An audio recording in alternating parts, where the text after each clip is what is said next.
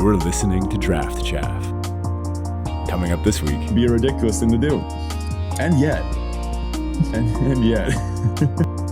On power level, just reading the card, it doesn't feel like a mythic.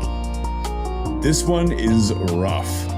One of the best cards I've seen on the battlefield so far, full stop.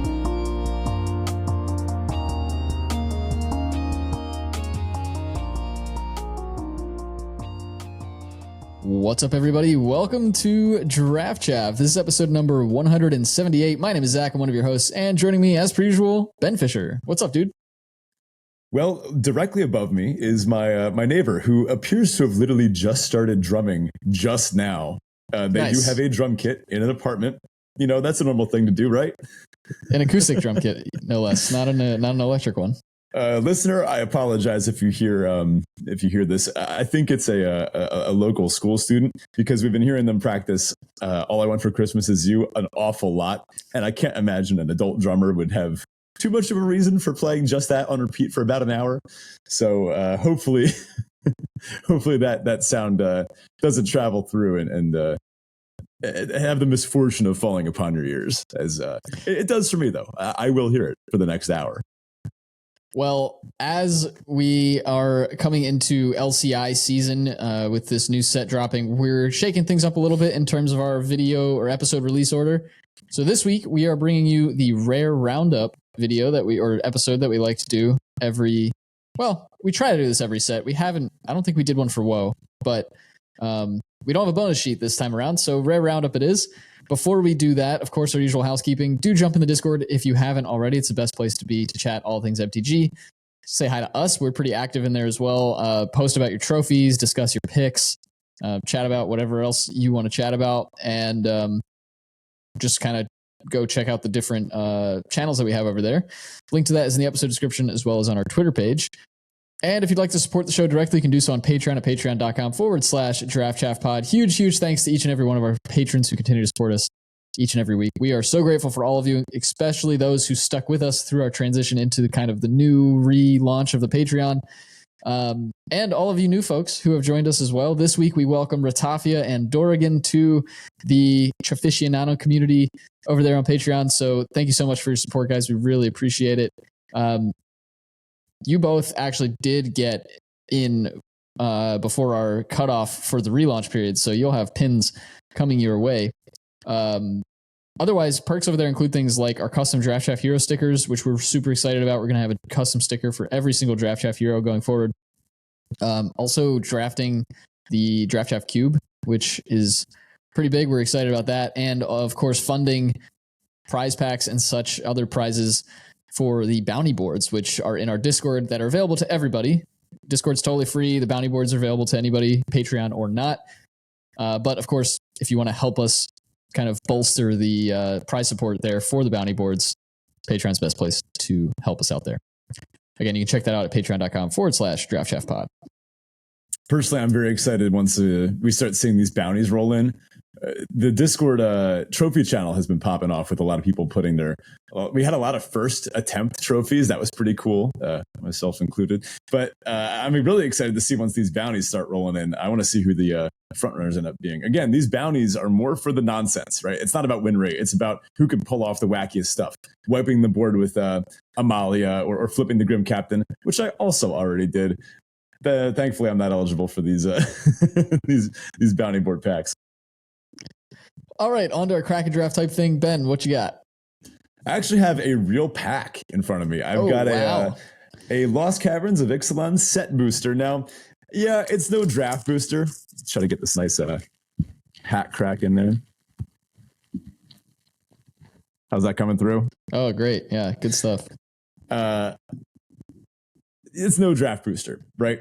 But with the upcoming play boosters, I guess we should get used to packs that more look like this instead of a draft booster. So, let's just roll with it. First card out of the pack, we have a Hidden Necropolis. This is the black hidden land, the tap land. I've really liked these so far. The cave. They've been nice. Just having the ability in the late game to dump a bunch of mana into your land and potentially get a 4-drop off of it. On average, you usually get like a 2 or 3-drop. If you're unlucky, a 1-drop. But I've liked these a lot. I want like 1 or 2 in all my decks. I've gotten In the Presence of Ages. That's the 3 mana, reveal the top 4 of your library. You can put a creature or a land into your hand and the rest in the graveyard.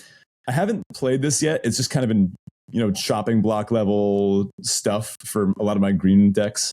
Or it hasn't really aligned with my vector. I haven't had a straight up green black full depth deck where I'm really just trying to pour everything I can in the graveyard.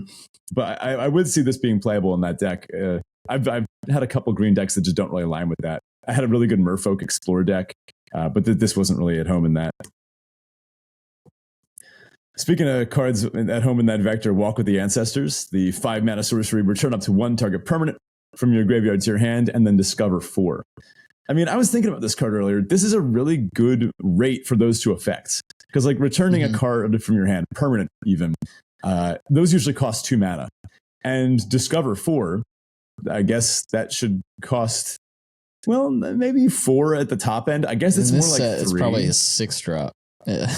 Yeah, I mean, yeah. So like discover is weird. I think we need to go deeper on this at some point, because when you discover, it's not the same as like playing discover 4. It's not the same as casting a 4-drop, but it's also not the same as casting a 1-drop or casting a 2-drop or casting a 3-drop. It's like you're casting a 2.5 drop on average, or depending on your curve. Maybe that's closer to 3. Yeah. Technically, there is a mathematical formula I'm sure Frank Carson has worked up for us that we can plug into whatever our curve is and figure out what your expectations are for it. But it's not the same. It's worse than just straight up cast a 4-drop. I want to go on a soapbox at some point. There's that whip that lets you tap it and you discover 10. That's not good. Like you pay 8 mana, tap it, discover 10. That doesn't actually do what you think. It means you might play a 1-drop this turn and you dump 10 mana into it. Like, would you ever pay 10 mana to draw a card? Would you pay like 8 mana to draw a card? I don't know. Maybe not. It really has to depend on the set. Walk with the Ancestors, though, the rate seems fine, but it's just a little clunky. Next up, Volatile Wanderer Glyph. 1 red, 2/2 golem. Whenever it becomes tapped, you may discard a card if you do draw a card. I found this one is actually pretty well at home in blue-red, as it's an artifact creature. It's a golem. So when you're playing with some of these vehicles, like the Runaway Minecart or the ones at higher rarity, this actually makes for a pretty good crewmate, right? Because you tap it, it becomes tapped. It also pairs well with the red-white vector stuff of tapping stuff to put counters on things or cast that angel or such stuff like that. Next up, we've got Orazka Puzzle Door. It's just blue for an artifact. Pay 1, tap, sack it. Look at the top 2, put 1 into your hand, the other into your graveyard. So this by itself triggers the send because it puts, itself in the graveyard, and it probably puts some other things in there as well. Seems pretty solid in maybe blue-black, where you're really trying to go deep on the graveyard. I could see a blue-green deck that was trying to go deep on the graveyard doing this as well. And blue-red can use it because it's an artifact that, again, can trigger descent. So pretty versatile little card here. I feel like it's a glue piece and maybe not a necessary one, but it seems fine if you need it. Sunfire Torch. That's the 1 red equipment. Equipped creature gets +1/+0 and has whenever it attacks, you may sack Sunfire Torch. When you do, it deals 2 damage to any target and equip 1. So I haven't actually gotten to play with this one yet, but the rate seems pretty good. I'm not sure how relevant dealing 2 damage is yet. I mean, against the smaller deck, this would be really good, but there's dinosaurs in this set, and you're not going to find too many dinosaurs with 2 toughness. So I don't know if I love this one yet. That's actually all of our commons. So nothing really super exciting here. Guess the Hidden Necropolis is probably the best of them. Yeah, it seems the safest anyway. We've got our first uncommon here, Pit of Offerings. That's the cave that ETB's tapped. When it ETBs, you can exile 3 cards from graveyards, and it can tap for mana of any of those exiled cards' colors or just colorless. It's a tapped cave. I mean, if you need fixing and you can dump stuff in your graveyard, this is probably pretty good. I don't know if I'm just jamming it in any 2-color deck, though. I haven't seen enough of it yet to know. Mm-hmm. If you're splashing, though, you probably definitely want it. We got Uchbenbach, the Great Mistake. That's the 5-mana blue-black signpost. 6/4 Skeleton Horror. Vigilance, Menace. And then you can, if you have the send 8, you can pay 6, return it from the graveyard to the battlefield with a finality counter on it. I played this one. It was just fine. Does exactly what it says it does. I guess this is a cave-themed pack. We've got a Cavernous Maw here. That's the cave that it enters untapped. It taps for colorless, and you can pay 2 to have it become a 3/3 elemental, except it's still a cave. and you can only activate it if you have 3 caves between your battlefield and graveyard. I haven't actually seen any decks that can turn on that many caves. I think I may have seen a green-white deck that had that many, but they weren't even a caves deck. They were just playing all those because they were good value cards. So I'm even more suspicious that the caves deck is a thing. I really think it's just going to end up being a meme. I saw a post about it yesterday or maybe this morning, and someone had like the caves deck, and it went like 1-2, and they were like, "I'm never doing this again." Nice, exactly how we expected. I've got a waterlogged Hulk here. That's blue for an artifact. You tap it, mill a card, and you craft it with an island for 4. Flips into Watertight Gondola, 4/4, it's Vigilance, and it has Crew 1. It also says Descend 8. It can't be blocked as long as there are 8 or more permanent cards in your graveyard. So to be clear, you can flip this anytime, and it flips into a, really, it's like a 1 mana investment up at the front, and then you pay 4, craft with an island. If you're playing this in a blue deck, that's basically free. So you pay 4 to flip it, and then it is a 4/4 Crew 1 Vigilance. That's something. I mean, part of the downside of vehicles is that you end up tapping a bunch of your stuff. I guess giving this Vigilance means that you can tap something to crew on your turn, then maybe leave something back to tap the crew on your opponent's turn, and that makes it pretty hard to get blown out in combat. If they try to kill your blocker, you can just crew in response. And that Descend 8, making it unblockable. Again, this is probably at home exactly in blue-black. I can't really imagine playing this outside that. Blue-black is just trying to dump its entire library into its graveyard. We're at the good stuff here. Oh, we're at the really good stuff here. There's a Skullspore Nexus. This is the 6 green mythic, the legendary artifact. It costs X less, where X is the greatest power among creatures you control. So the Great Henge, basically. Wow, it actually has the exact same cost as the Great Henge, right? Especially with that that mana reducer. Cool. And it says, whenever 1 or more non-token creatures you control die, create a green fungus dinosaur creature token with base power and toughness, each equal to the total power of those creatures. So let's say you trade off a 3/3 in combat, you get a 3/3 with no other text. Fine. Let's say you trade off a 3/3 and a 2/2. You get back a 5/5 with no other text.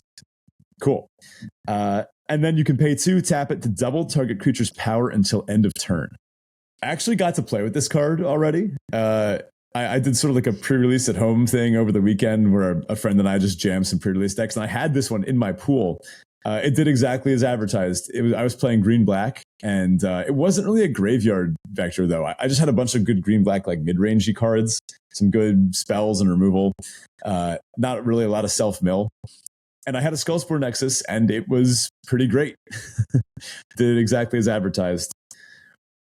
We've got one last card here. It is a foil Glimpse the Core. That's the 1 of the green sorcery. Choose 1, search your library for a basic forest, or return target cave from graveyard to battlefield tapped. The forest goes on the battlefield tapped, of course. Sort of like a rampant growth. I mean, I'm just slamming Skullspore Nexus here. It's going to be pretty hard to talk me off of a green mythic that cares about power that makes tokens. That's it's right up my alley. I mean, technically, it's a card that doesn't affect the board right away, but true. Yeah. By the time, like, I don't know, by like turn 4 or 5, you're casting this for like 3 mana most of the time, if that, and then like it just makes all your creatures die into more creatures.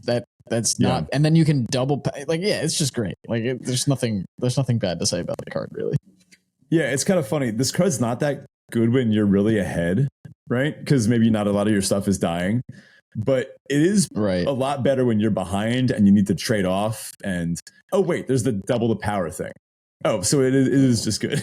Well, yeah. So it lets you trade. It's really bad if you just don't have creatures, right? So you're playing this in a deck that runs like 14 plus creatures and just really happy about it. Yeah, especially ones with big power. Pairs well with dinosaurs. I think red, green, and red, black are probably the best homes for this. But any green deck is going to have some beef in it, right? Yeah, and I think, I mean, it well, we're kind of bearing the lead here, but we'll talk about it.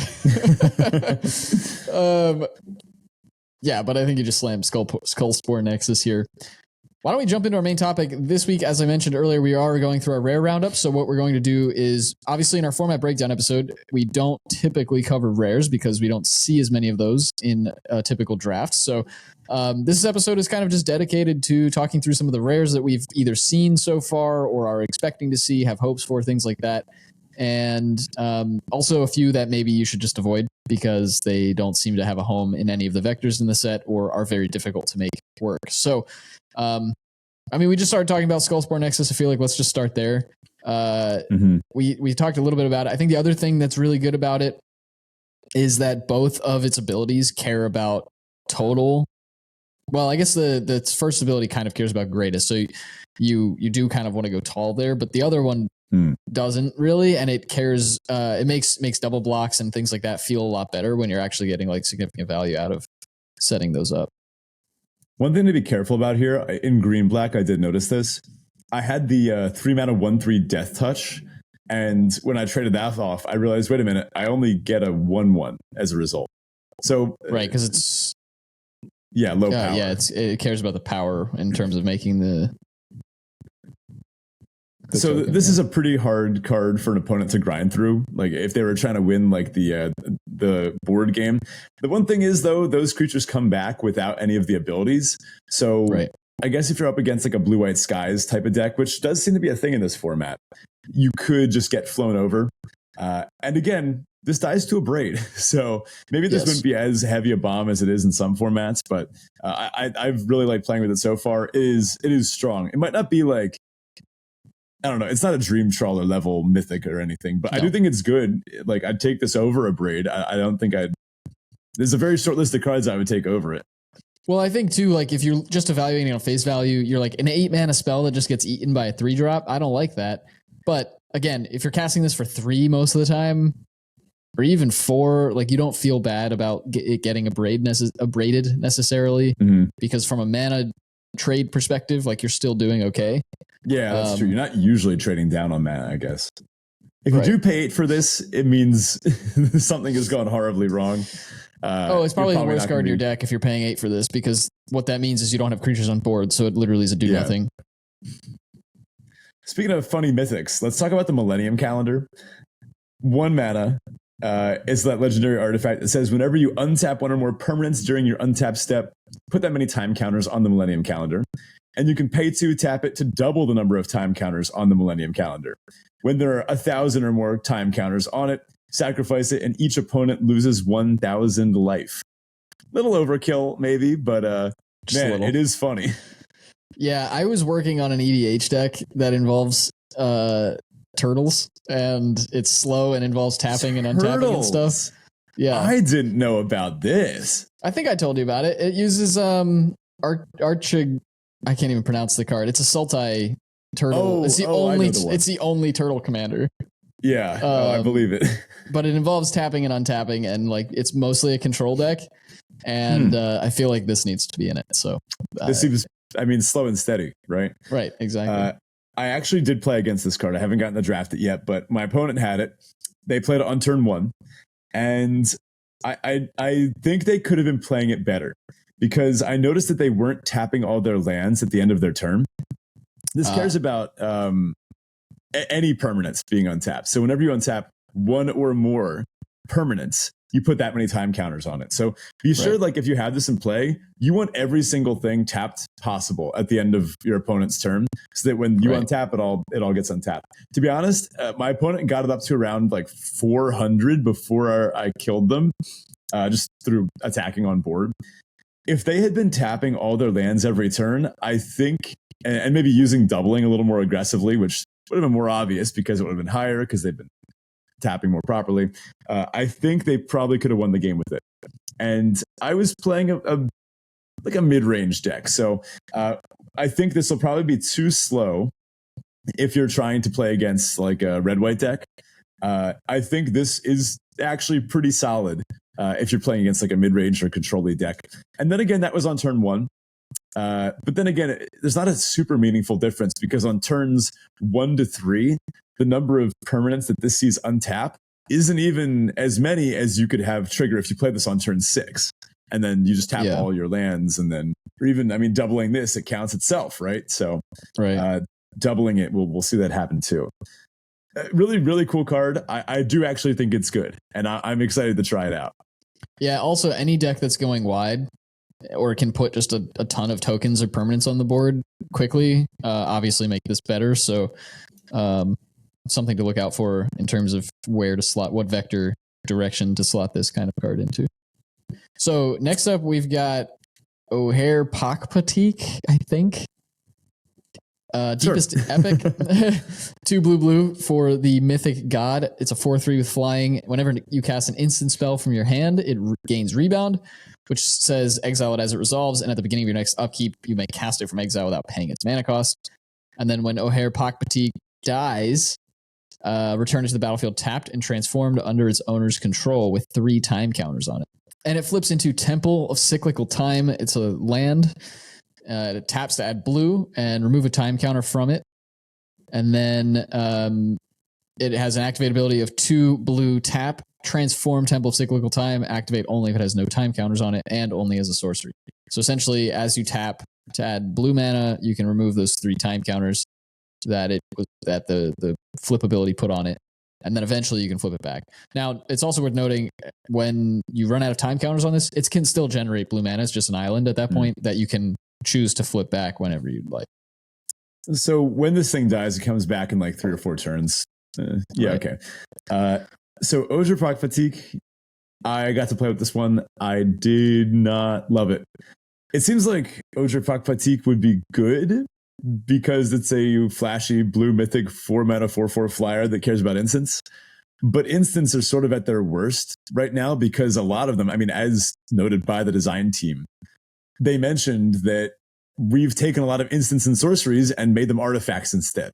Like effects that would usually be stapled to an instant have now been stapled to an artifact just for upping the permanent count and synergizing with a lot of the artifact stuff going on, like craft and filling permanence. So there actually aren't that many really good instants that you'd want to be rebounding with this. The density of instants in this set is much lower than usual, and especially the density of good ones. So I did play this. I had it, and it just didn't really perform that well. I had a deck with just a usual build. It was more akin to just a 4 mana 4/4 flyer that if it died, it would come back eventually. And that's a good card, right? But I don't know if it's that good. I mean, 4 mana 4/4 flyer. Oh, you just take that too, but 4 mana 4/3 flyer. You just take that and play it, right? But like it dies to a braid. And yeah, it comes back eventually. But I mean, this does seem to be a play your 1-drops kind of set. So I think the game might usually end by the time this guy comes back. I'm not in love with this one. Now, some of the gods are good. I did get wrecked by the green god. I haven't seen any of the other ones in play on my side or the opponents. The green one was really good. But this one I can at least say pretty definitively, not really a card that's it's not as good as it looks. I mean, this versus like a really strong removal spell, you probably just take the really strong removal spell. Yeah, I mean, what it does do is it functionally turns all your removal into a second copy of itself in decks. But obviously, to Ben's point, if you have a low spell density, like you still have to draw the first one in order to get the second anyway, and so it's not doing a ton there. I could see it being okay in just like as a top end in like a low curve blue-white flyers deck. But then it's just a 4/3 flyer that you maybe get incidental upside from and is recurring, which isn't nothing. But if this is your top end, you don't particularly care about the land, so you're really just trying to flip it back and use your mana to get it back. But I mean, a 4 mana 4/3 flying recurring threat isn't nothing. So I imagine it's still going to be quite good. But it does seem like it's on the lower end in terms of the god's power level. Maybe I'll just say this doesn't slot into every blue deck as automatically as you think it might. Vector wise, this would usually be best home in like a blue-red spells deck, but blue-red is doing artifact stuff. So it's actually going to have maybe less instants and sorceries than usual. So just keep an eye out. If you have a bunch of instants and sorceries that happen to be really good, things that you want to be copying, then yeah, slam O'Hare Pakpatik. But otherwise, it's like maybe slightly worse than it looks. I'm also a little surprised it's a mythic. I know they had to make a cycle of them, but like on power level, just reading the card, it doesn't feel like a mythic.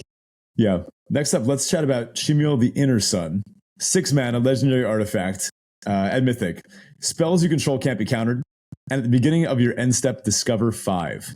This one I have played with. This one is sick. Doesn't matter if you're discovering 5 and you hit like a 3-drop. When you do that every single turn, it's just really good. I mean, this will eventually cast everything in your deck that costs 5 or less, and not a lot of opponents can beat that type of effect. Again, there's stuff that can destroy this, but this is just such a strong effect. I mean, I slammed this in a deck, and it was not even close. I trophy with that list, so feel free to hop in Discord and see that deck. It was pretty great. Yeah. Now I will say, obviously, the big bad in this set is a Braid. I think in terms of removal, because it's a common, you kind of are evaluating cards in terms of does it survive to a Braid.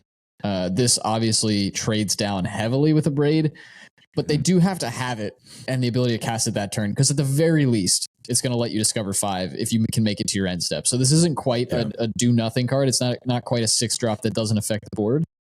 Well, it doesn't affect the board, but it does give you some incidental value out of it if you can make it to your end step.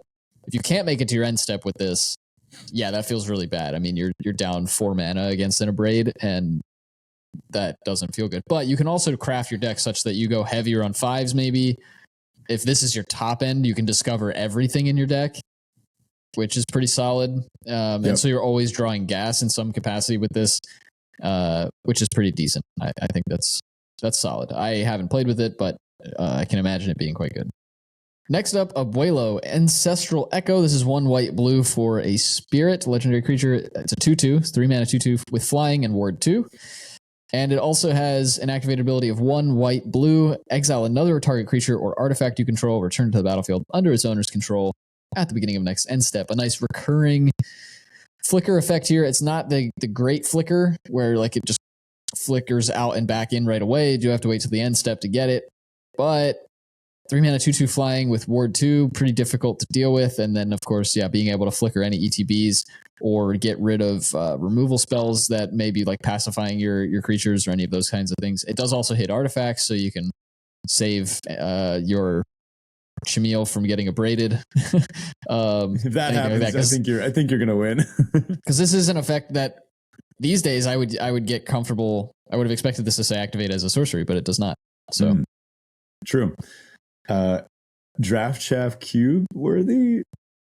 We'll see if it breaks into constructed at all, but I'm feeling it. Not that our blue-white flicker deck needs any help. And now we got to wait for the patrons to vote, so it might be in the short list for the votes. Yeah.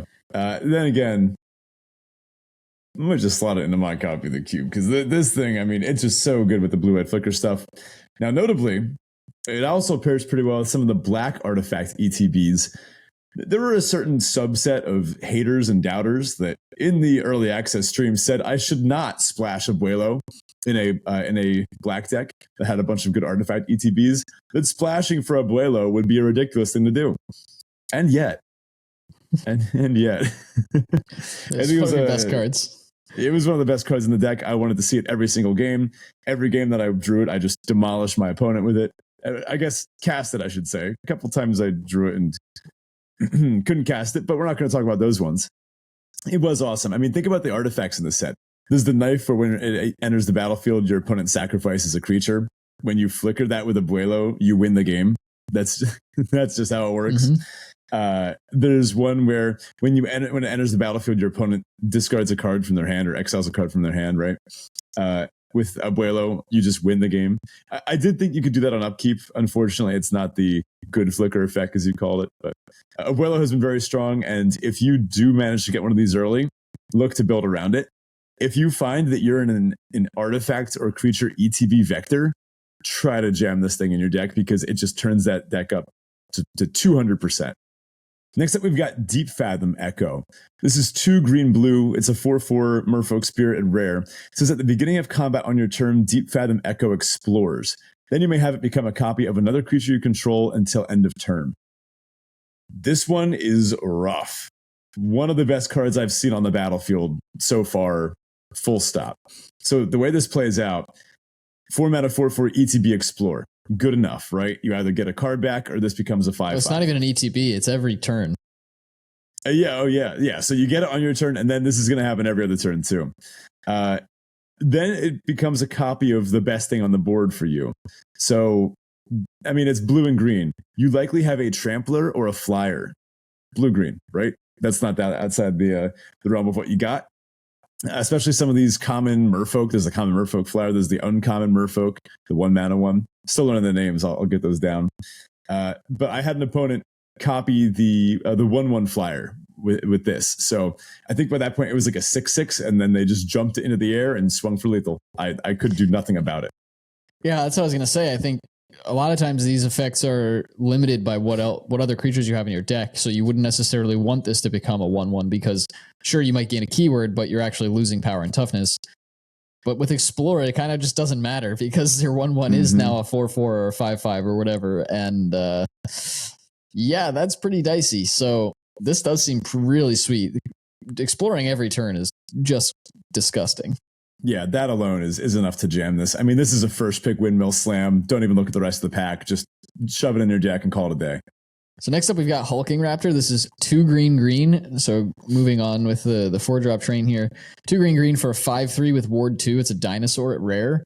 And at the beginning of your pre-combat main phase, add green. Yeah, I actually flattened LSV with this card. Yeah, you did. In the early access stream. I played this, untapped, played a land, cast a 7-drop. And believe it or not, that was good enough. On turn 5, yeah. Yeah, on turn 5. It was the cycler, right? The one that's a 5/5 ETB, make a 3/3. I mean, how do you beat that start? And then this is still a 5/3 Ward 2. So good. Highly recommend slamming this card early. And it's costed well that, like, even at 3 toughness, you're probably not trading down very often, like in terms of mana. Mm-hmm. Next up, we've got Kitesail Larcenist. 2 in a blue, 2/3 human pirate, flying Ward 1. When it ETBs for each player, this is important, choose up to 1 other target artifact or creature that player controls. For as long as Kitesail Larcenist remains on the battlefield, the chosen permanents become treasures with the usual treasure text and lose all other abilities. This is a really cool design. So it's sort of like a blue Banisher Priest, where it enters the battlefield and you basically have to shut off their best thing. So let's say they've got like a 5/5 in play. Boom, that 5/5 is now a treasure.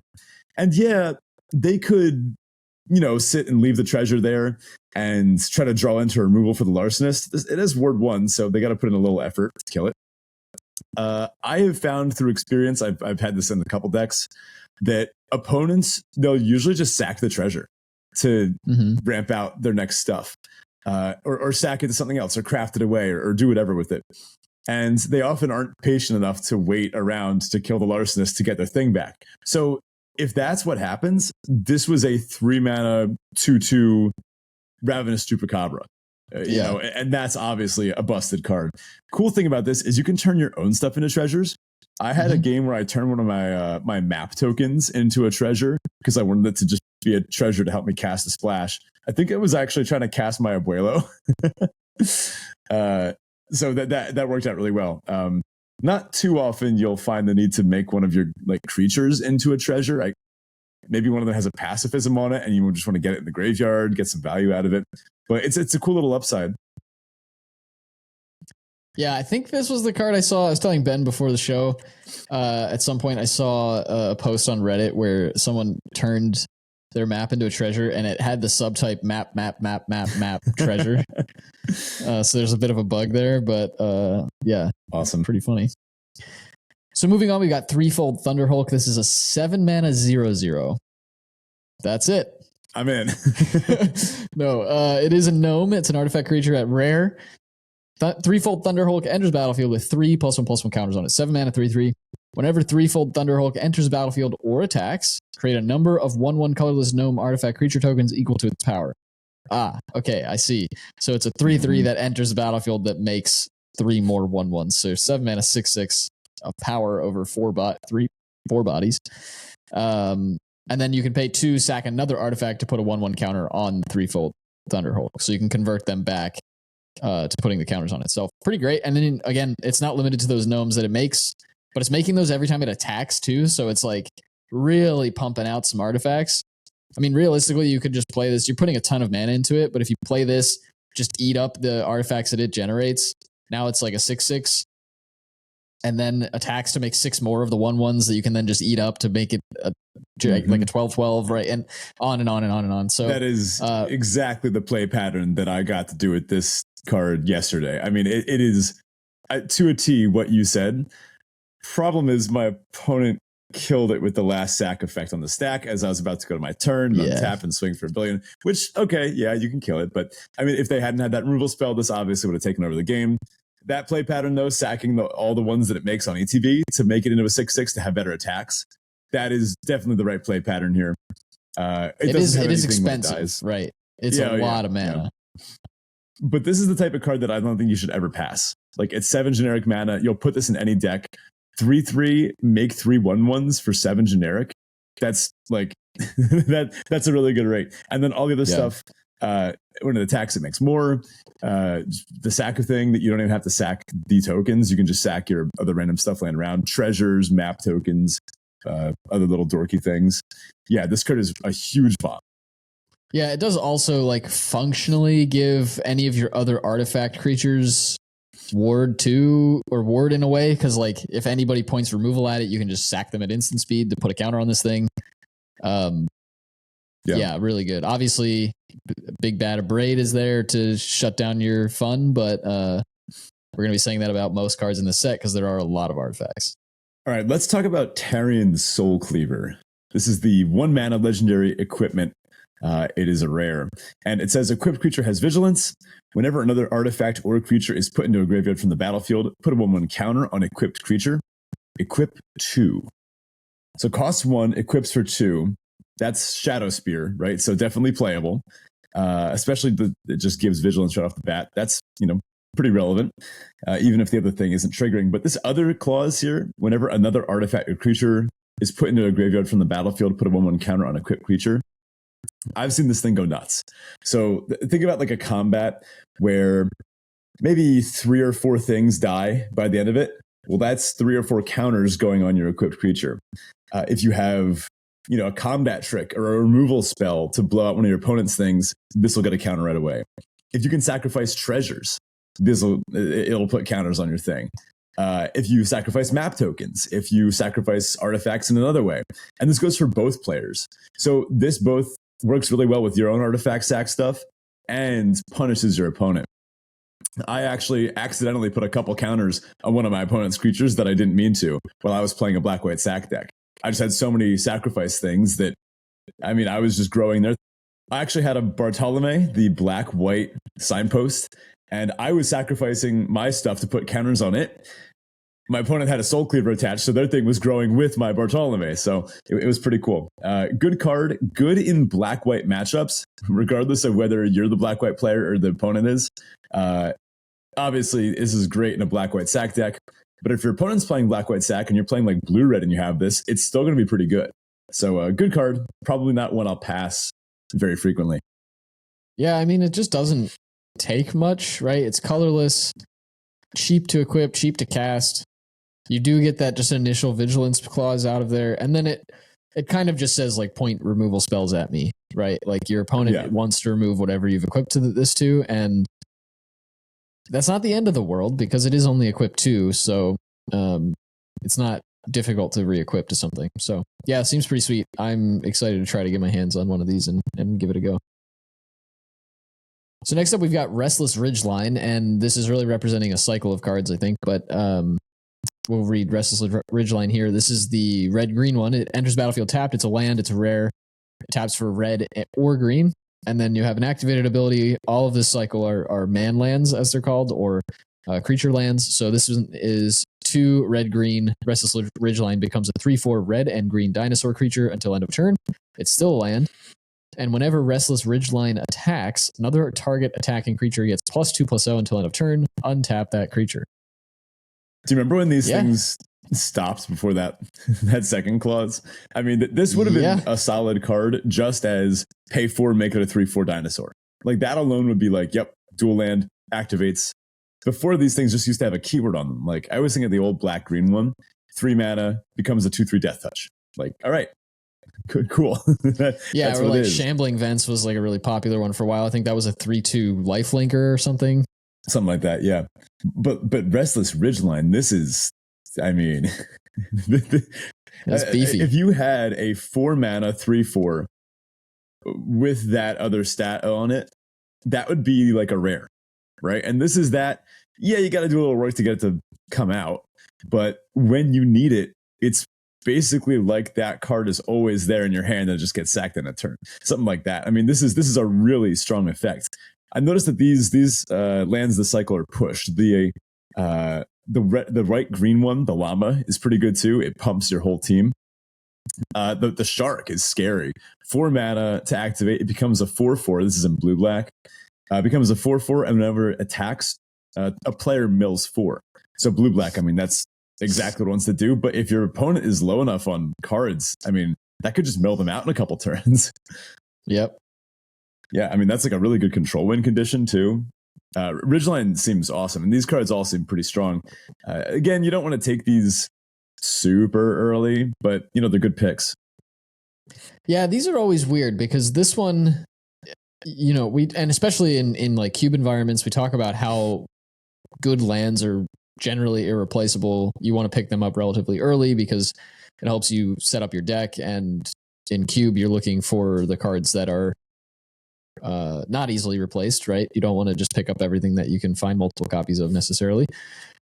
In normal and limited environments, they go up a little bit or down a little bit. Like you don't really want to be taking duels too early typically because you don't know what colors you're playing, and normal limited environments typically don't support you just kind of figuring out your colors later on.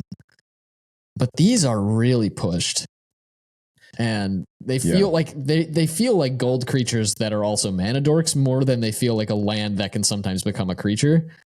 Yeah. So yeah, I mean, they are tap lands. They are ETB tapped lands, and that will matter. But these creatures are not like little add-ons. They are in themselves like real creatures. So yeah, they seem pretty solid. I think if I was green and I took like 4 green cards at a pack 1, and then I saw this, I would just slam it. Same thing with red. Yeah, I think so too. I don't think you necessarily want to be first picking these, but third pick, yeah. I mean, if I go 2 good green cards or 2 good red cards, I'm just going to take this because it's likely going to end up in my deck. It's also splashable. It technically splashes itself, though then you don't get to attack with it because you're tapping it. Yeah, these can be tricky with splashes. I mean, they more enable splashes than anything else. And then when you draw your other color, then you just happen to get it. I don't know how much this set is dependent on splashing it. I've splashed a couple times, but it does seem to be a pretty base 2-color set. Sure. I guess my point is it doesn't lock you into either. It doesn't lock you into both colors. You still can use it when you're trying to support a splash. And if you end up being able to then activate the ability, great. But yeah, they all seem to have creatures that are real creatures, and that ticks them up a little bit in my perspective. Probably looking, third, fourth pick these things. So let's jump into our listener question of the week, where we're going to answer a question from our Discord server. Feel free to ask questions in our questions channel. We have one of those. Hop in there. Spurlo this week asks, what deck size would you play if there was no minimum deck size for limited? Look, deck size doesn't matter. I mean, I don't know. I think it matters quite a bit. So, I mean, I actually know that this is already pointed out in the channel, but there was a conspiracy that allowed you to shrink your deck size by 5. Any combo deck or any deck where there are a handful of cards in your deck that were significantly better than others, so you want to draw them more frequently, can benefit from having a smaller deck, right? Now, I guess if you're going to do that, let's think about how many cards are usually in deck when a game ends. In a lot of limited formats, it's between 14 and 20. So I could see maybe playing like 25 card deck, and we're assuming no other rules have been changed, right? Like your hand size is still the same, that type of thing. Yeah, but the size of like minimum deck size in this sort of scenario, right, is going to change the way you structure your deck. You end up at like 14 to 20 cards when you're playing cards that draw extra cards, when you're playing stuff that discovers to like pull cards out of your deck, when you're playing cards that fetch lands out of your deck.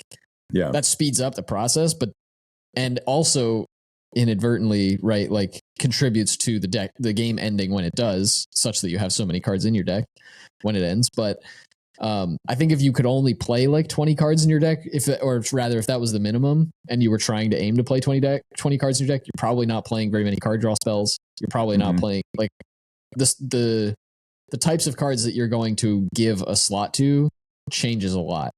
You're probably playing like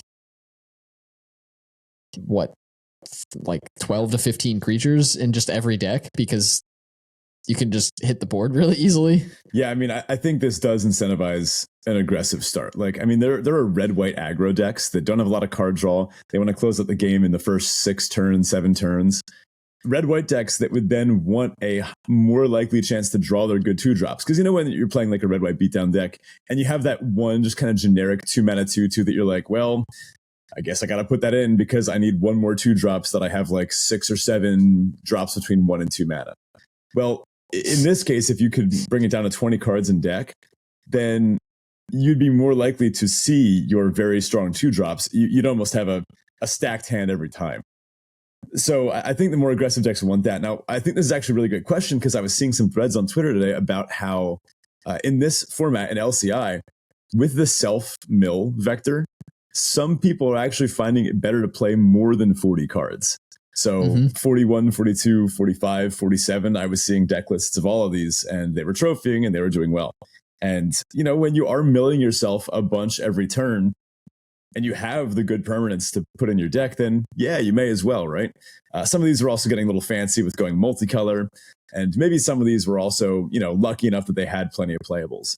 But ultimately, this is why, as a general heuristic, they always say you should always play 40 instead of 41, because you are just that slight bit less likely, like 2-ish% less likely to draw your best stuff. Right. You might, you're just slightly less likely to have that good stuff in your hand. That's why overall in most sets, you're supposed to just play 40. Yeah. And it's interesting too, because the question, right, is like, if there was just a no minimum deck size, what deck size would you like to play? For me, that changes based on what I'm playing. A control deck does not want to be playing 5 cards typically, right? Like you don't want to. Also, in Magic, there is the downside that once your deck is empty, you lose if you try to draw with an empty deck, you lose the game. So you don't want to go so small deck size that you can't close out the game before you run out of cards. And if your opponent's deck interacts with yours in any way, in terms of milling or anything like that, then you're kind of screwed. So I could see if I'm playing like a mono red aggro deck or a mono red burn aggro, some combination of that, playing like 10 to 15 cards that are just all 1 and 2 drops and like maybe 5 lands. I don't know. Like, yeah.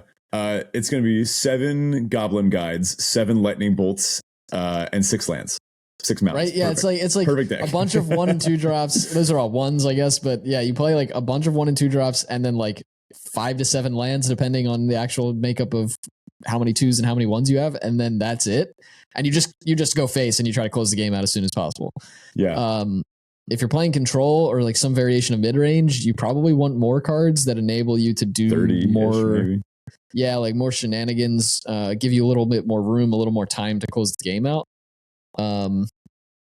So yeah, I think that's where those numbers line up, but you still probably don't ever want to go below like 20 or so. Now that's why the conspiracy is in our cube, along with a bunch of other ones, mostly because they're just funny and we want to give them a home because those are definition draft chaff, like a rare conspiracy. This will literally never see play again, except at its home in our cube. And we do have some combo-oriented decks. I think our green-white twin deck really benefits from having 5 less cards because they're more likely to draw the twin pieces. As well as some of our free casting stuff actually can also benefit. That one also is pretty dependent on putting together certain combination of cards. Cards that allow you to free cast spells and then the big spells themselves. Whereas some decks like the Flicker deck, they don't necessarily want to reduce the number of cards they have. I mean, they can, but I mean, the Flicker deck sometimes acts more like a toolbox, right? Or spiders. Like it's not really playing on that axis. It's just playing a bunch of good spiders. Sometimes you would want to have more spiders in your deck and you might be like, oh no, I don't want to shave my library down by those 5 cards. I want to include all these good spiders to up my spider count in my deck. Yeah, that's a big point too, right? Is just like, do you have cards you need to have by a certain point in the game? And if so, you probably benefit from having fewer cards in your library. If not, it largely isn't going matter. All right, on to our Teferi Tibble. This is our Roses and Thorns style segment where Ben and I share a high and a low from the past week. Ben, how's it going? It's going. We had a bit of an internet issue during this recording, so it's taken a little longer than it usually does. But hey, we didn't have to re-record the entire episode. I'm going to call that a Teferi. Very excited for next week's episode. I think that is a Teferi we both share.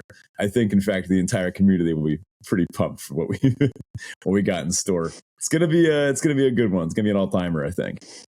Are we telling him? Just keep it to ourselves. Nah, let's make them wait.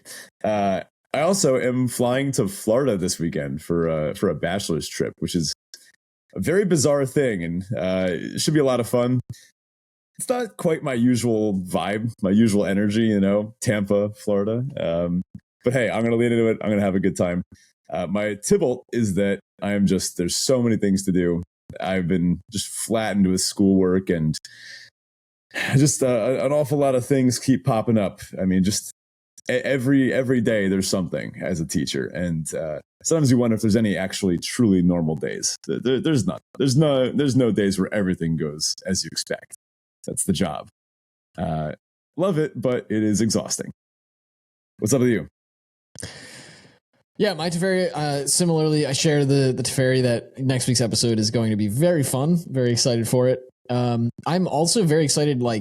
I had the realization today that Thanksgiving is next week. For all of our US listeners, Thanksgiving is just around the corner. And I'm very excited for that. It's a big holiday in my family and one of my personal favorites. So I'm very ready to eat my heart out and then draft a bunch and then crash on the couch until I can move again, because that typically is how it goes. Also, I am hesitantly optimistic about the new live action Avatar Last Airbender series based on the trailer that dropped. There were some really good shot for shot recreations. They didn't whitewash anybody. They seem to have casted fairly well. I mean, it's tough to tell how well the casting is done by the trailer. And I'm a diehard Avatar fan with the original material. So I am very hesitantly optimistic, but from the trailer, things look quite good. It seems like they're doing a really good job. We'll see how the story pans out and how that all kind of comes out in the wash, as they say. But the trailer itself looked great, and some of the shot-for-shot recreations were really good. Mm-hmm. My knee-jerk reaction is to write off any live-action remakes as mostly nonsense. We've seen a lot of Disney cash grab type ones that I think are pretty universally agreed to just be pandering to a certain audience, and I don't love that, especially with how much I love animation and things like Avatar, where a lot of the artists really just poured their heart and soul into it. Voice actors, talented directors, all that type of thing. This one I will watch for love of the game. I'm such a big Avatar fan, Korra fan too. Just that I have to watch this one, right? Well, that about does it for us this week. Thank you so much for listening. Do check out the Discord if you haven't already. It's the best place to be to chat with us and the rest of the Chaficionado community. Those bounty boards are running, so I mean they're going to be up until the end of the set. Once our format farewell episode drops, then they close for the season. So get in there, share with us screenshots of you hitting those bounties. We're really excited to see people participating in there and just the shenanigans that will ensue trying to reach some of these bounties. So let us see them. Jump in there. Also share your trophies. We'd love to see those as well. And if you'd like to support the show directly, you can do so on Patreon at patreon.com/draftchaffpod. Thanks again to all of our patrons who continue to support us and help make this show what it is. And if you want to find us on social media, you can find us on Twitter or X or whatever at draftchaffpod. And you can find us on Reddit as well, /draftchaffpod. Thanks, folks, and we'll catch you next week. So I had an interesting class in physics today. We had our great egg drop project, which no doubt you remember. Of course. Yeah, I love to hear about this one. Yeah, egg drops are always great. Did you promise the class pizza this time? Thank goodness. No, I did not. I learned my lesson from past times when, I don't know, anytime I promise some sort of prize, they all just turn it in overdrive and they all just go as hard as they can. I've decided that I've thought about saying if they all my classes egg survive, I would shave my head. I have decided against that. That would be a terrible idea. Here's the problem. The internet exists. And I don't know how much time you give them between setting this challenge and then like them performing it, but like they can just look up ways to do this, right? Yeah, I do provide constraints. My constraints are that their object must be in free fall, accelerating at 9.8 meters per second downward, meters per second squared. What am I talking about? I must be exhausted. Duh.